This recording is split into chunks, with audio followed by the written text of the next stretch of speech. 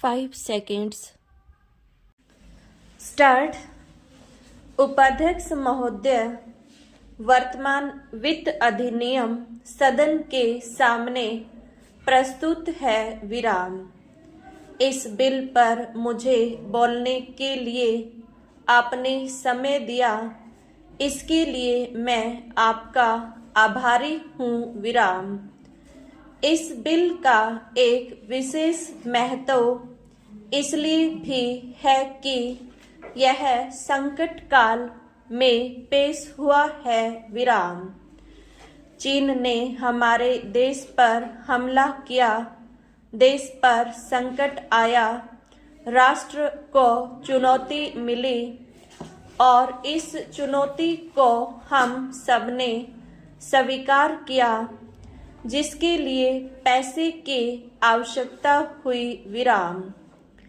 इसको वित्त मंत्री ने बड़ी कुशलता से देश के अंदर और देश के बाहर से जुटाया विराम। इस बिल का महत्व इसलिए भी है कि हमारी 5 वर्षीय योजना के मध्य में ही यह बिल आया है विराम। देश में बड़ी बड़ी योजनाएं अभी अधूरी हैं, जिनका पूरा होना देश के लिए बड़ा आवश्यक है विराम। इसके लिए भी बहुत बड़ी धनराशि चाहिए विराम। देश पर संकट आया और देश जागा, कोने कोने से लोगों ने पैसा और सोना दिया और अपने लड़के तक फौज में दिए विराम। इस देश में किसानों और गरीबों का जो वर्ग है, उसने भी दिल खोलकर इसमें सहयोग दिया विराम। उसके बाद जो उन पर अधिक बोझ कर के रूप में पड़ रहा है या अनिवार्य बचत योजना के रूप में पड़ रहा है, उसको भी वे खुशी खुशी सहन करने को तैयार हैं, परंतु वे सरकार से भी कुछ चाहते हैं विराम।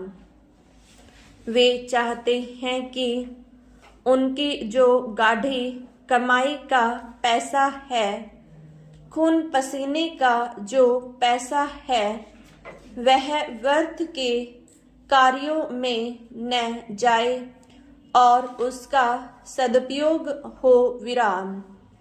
इसके अतिरिक्त उनकी कुछ अपनी दिक्कतें और परेशानियां हैं, जिनकी ओर सरकार का ध्यान चाहिए विराम।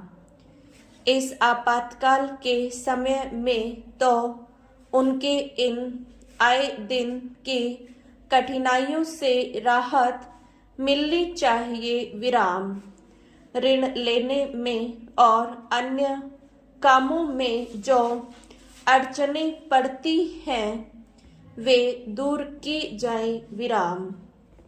किसान भारत की रीढ़ हैं, अगर इनको सुविधाएं दी जाएंगी तो देश आगे बढ़ेगा विराम।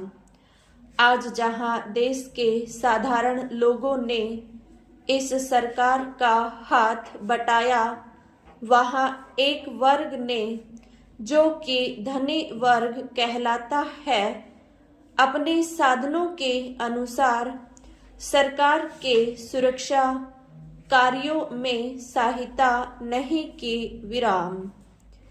मैं यह नहीं कहता कि उन्होंने बिल्कुल सहायता नहीं की, लेकिन अपनी स्थिति के अनुसार सहायता नहीं की विराम।